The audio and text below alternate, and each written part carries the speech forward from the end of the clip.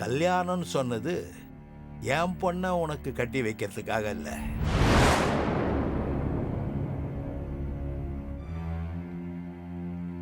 ஏற்கனவே நீ கட்டில்ல உறவாடினியே மேனகா, அவளை உனக்கு கட்டி வைக்கிற விஷயமா பேச வந்திருக்க.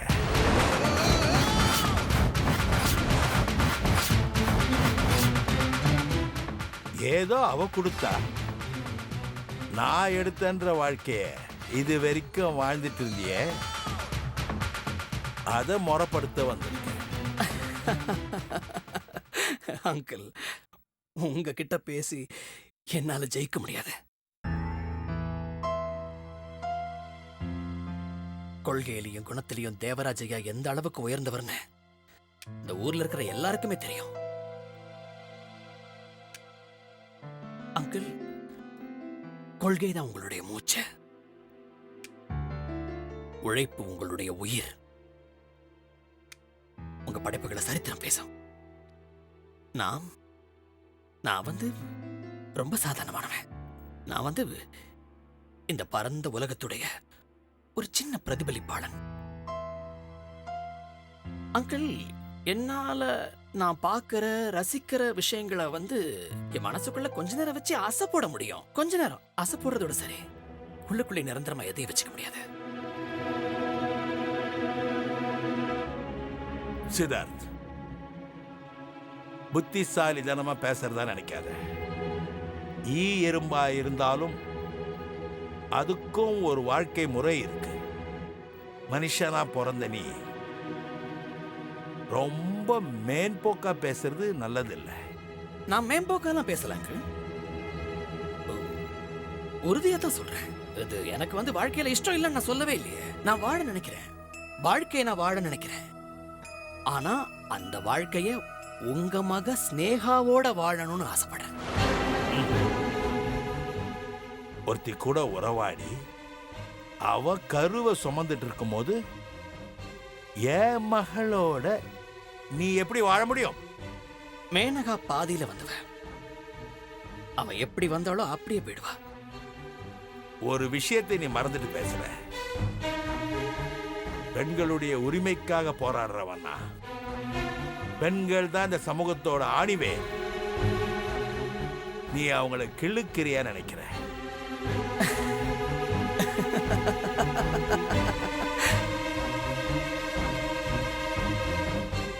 என் மகளா இருக்கட்டும், மேனகாவா இருக்கட்டும், பெண் பெண்டா அவ போயிடுவா.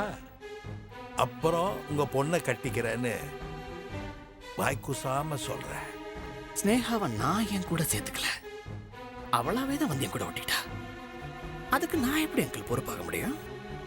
அங்கிள், என்னுடைய வாழ்க்கை கனவு எல்லாமே வேற. தப்பு தப்பா பேசாத. நீ கனவுன்னு எதை சொல்ற? எப்படி வேணாலும் வாழ்ந்துட்டு இஷ்டப்படி எவ கூட வேணாலும் குடும்பத்தை நடத்திட்டு அதையும் உதறி போடுறது கனவுன்னு சொல்றியா? நான் ஸ்னேகாவோட வாழணுங்கிறது தான் என்னுடைய கனவு. இது கனவு இல்ல, துரோகம். மேனகாக்கு நீ செய்யற துரோகம். அவ உங்க தங்கச்சி பொண்ணுங்கிறதால நீங்க அவளுக்கு சப்போர்ட் பண்ணி பேசுறீங்க. எந்த பொண்ணா இருந்தாலும் நான் இப்படித்தான் பேசுவேன். அங்கிள், நீங்க என்ன நிர்பந்தப்படுத்துறீங்க. நீ விதைச்ச விதைக்கு பதில் சொல்லுன்னு கேட்கிற. அது என்னுடைய தப்பு கிடையாது அங்கிள். தப்பிக்க நினைக்காத. அதுக்கு இந்த மண் எனக்கு. அங்கிள், ஸ்னேகாவோட தான் என்னுடைய வாழ்க்கை.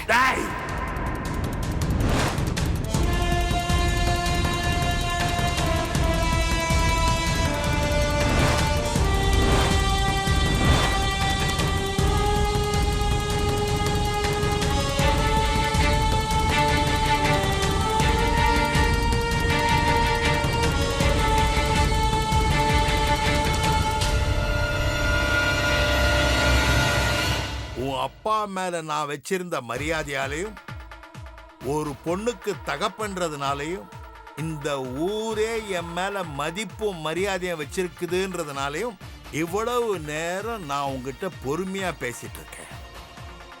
நியாயமானதை கேட்டுட்டு இருந்தேன்.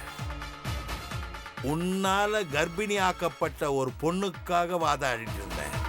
ஆனா நீ எல்லாம் கடந்து பேசுற, மரபுகளை மீறியும் பேசுற. நீ அப்படித்தான்னா நான் எப்படின்னு பாக்குறியா?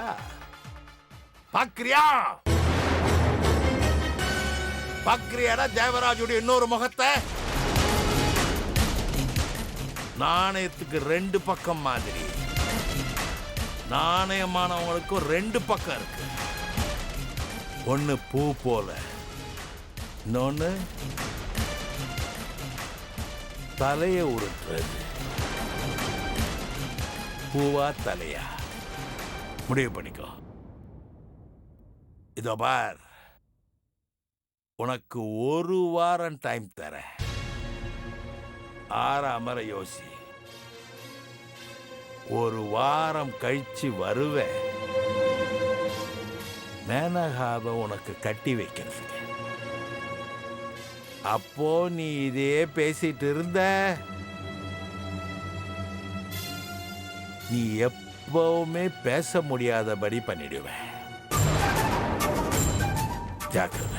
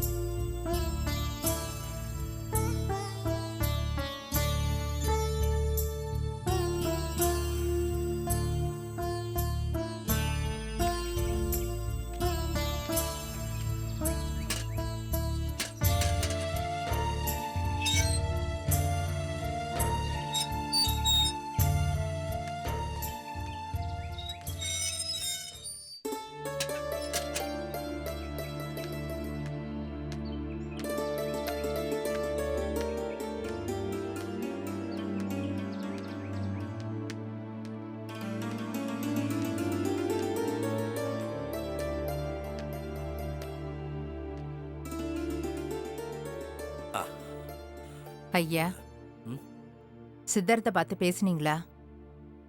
முதல்ல போய் எனக்கு குடிக்க கொஞ்சம் தண்ணி கொண்டா. ம்.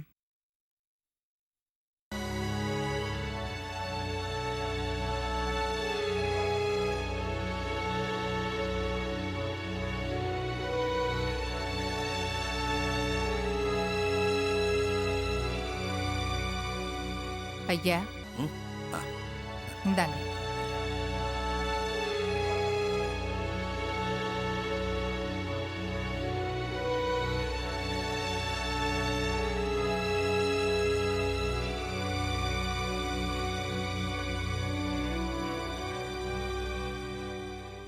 என்னய்யா மௌனமாவே இருக்கீங்க? நான் என்னத்த சொல்றது லட்சுமி? முள்வேலியில சிக்கிக்கிட்ட சேலை நிலைமையில தான் நான் இப்ப இருக்கேன். உங்க நிலைமை புரியுதுங்கய்யா. அதுக்காக சோர்ந்துடாதீங்க.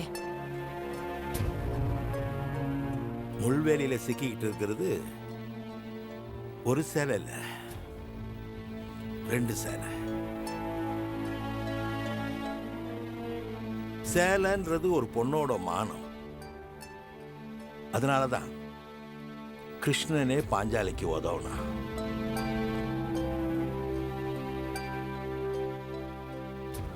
அப்போ இந்த ரெண்டு பொண்ணுங்களுக்கும் யாரு உதவுவா? ஐயா, உங்களால முடியாதது எதுவும் இல்லையா? நீங்க ஏன் விரக்தியா பேசுறீங்க? அப்படி அவன் என்னதான் சொன்னா? அவன் எதையுமே புடி கொடுத்து பேச மாட்டேன்றான் லட்சுமி. நீங்க எதுவும் கோவமா பேசலையே. இல்ல லட்சுமி, இதுல நம்ம பொண்ணோட வாழ்க்கையும் அடங்கி இருக்கிறதுனால நான் அவன்கிட்ட மேனகாக்கு வாழ்க்கை கொடு, வயிற்றுல புள்ளைய சமந்துக்கிட்டு இருக்கவருக்கு முறைப்படி தாலி கட்டி மனைவியை ஏத்துக்கிட்டு குடும்பம் நடத்து, அப்புறம்தான் என் மக ஸ்னேகாக்கு நான் ஒரு நல்ல வாழ்க்கையை அமைச்சு கொடுக்க முடியும்னு சொல்லி நிதானமா எடுத்து சொன்னேன். ஆனா அவன் எதையுமே காதல வாங்கல.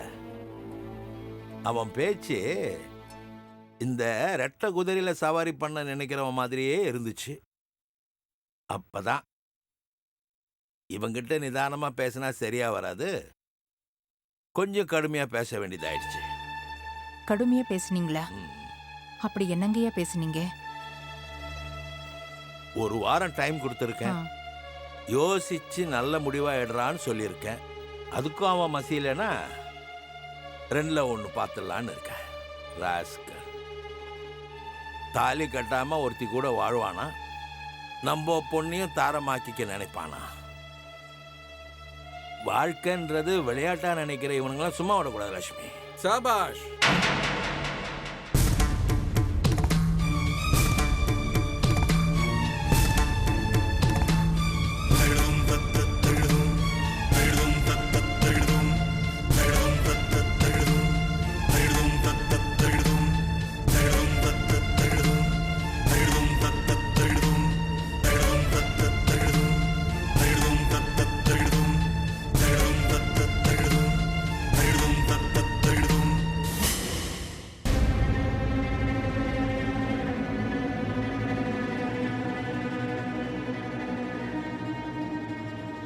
வாழ்க்கைங்கிறது விளையாட்டான விஷயம் இல்லதான் தேவராஜ்.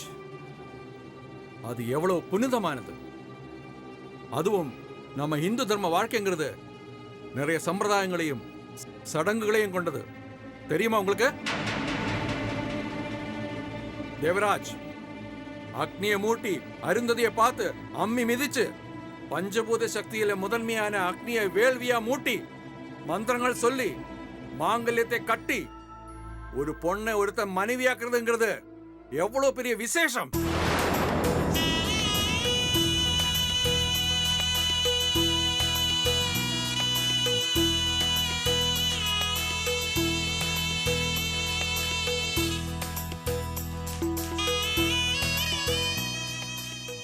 மாங்கல்யங்கிறது ஒரு புது உறவுக்கான பந்தம்.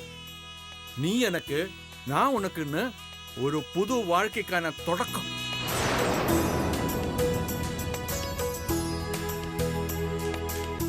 மாங்கல்யம் ஒரு தெய்வீக அடையாளம். கட்னவன் கண்ணுக்கு மட்டுமே தெரிஞ்சதா புராண கதைகளும் உண்டு.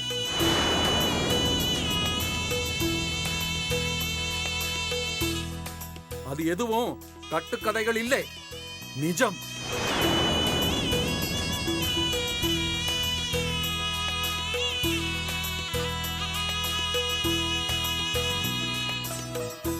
ஆனா என் தங்கச்சி வாழ்க்கை?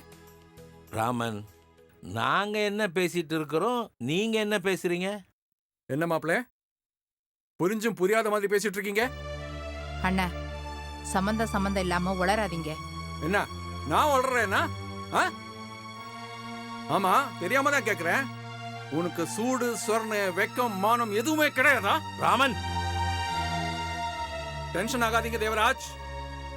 நான் முதல்ல இவகிட்ட பேசிட்டு அப்புறம் உங்ககிட்ட வரேன். அது வரைக்கும் கொஞ்சம் அமைதியா இருங்க.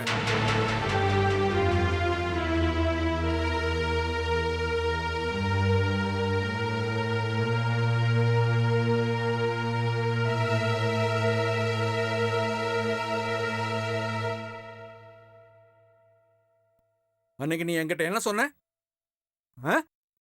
ஞாபகம் இல்ல? அண்ணா, நீ இருக்கிற வீடுதான் இனிமே எனக்கு வீடு. ஸ்னேகா என்கிட்ட இப்படி கோபப்படுவான்னு நான் எதிர்பார்க்கல.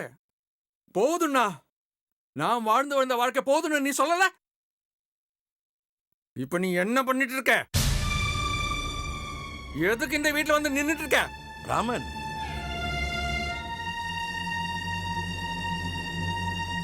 குடும்பம்னா சண்டை சச்சரவு இருக்குதான் செய்யும். கோவத்துல ஏதாவது எடுத்தெறிஞ்சு பேசுறதும் உண்டு. அப்படி ஏதாவது லட்சுமி பேசியிருக்கலாம்.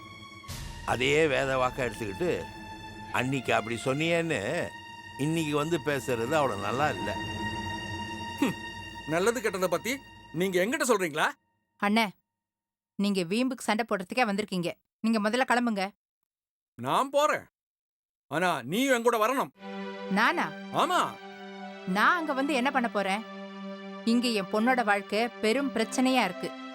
அதை விட்டுட்டு என்ன அங்க வாங்குறீங்க? பொண்ணா?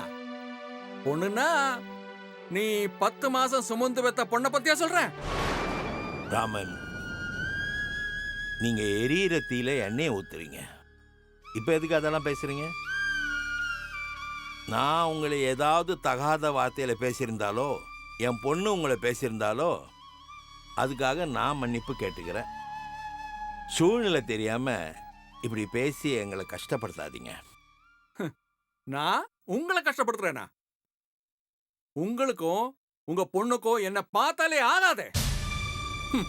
2 பேரும் என்ன அசிங்கப்படுத்திருக்கீங்க, அவமானப்படுத்திருக்கீங்க. ஆனா அன்னைக்கு லக்ஷ்மியை தேடி உங்க பொண்ணு வந்தப்போ லக்ஷ்மி வீட்டுல இல்ல. உங்க அம்மா வந்தா நீ வந்ததா சொல்றேன்னு உங்க பொண்ணுகிட்ட நான் சொன்னேன். அப்ப கூட நான் கண்ணியமா தான் நடந்துக்கிட்டேன். அதுக்கு பிறகு லக்ஷ்மியோட நடவடிக்கைகளை கவனிக்கும் போதுதான் நீங்க உங்க பொண்ணுக்கு மாப்பிள்ளை பார்க்கிற விஷயம் தெரிஞ்சது. நாம் பேச வேண்டிய நேரமும் வந்துடுச்சு.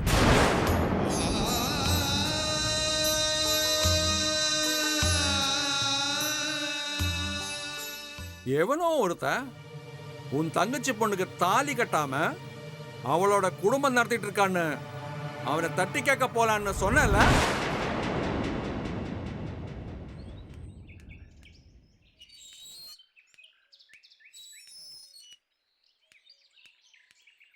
அவனுக்கு 7 நாள் கெடு கொடுத்ததாவும் சொன்னல.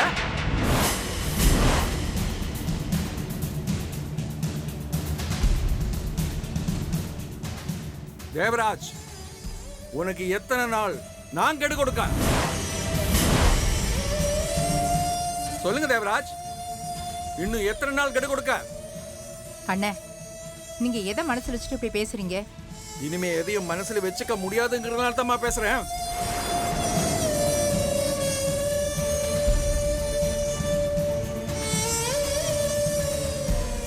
முப்பது வருஷமா நீ இவர் கூட வாழ்ந்துகிட்டு இருக்கியே, அந்த வாழ்க்கைக்கு என்னமா பேரு?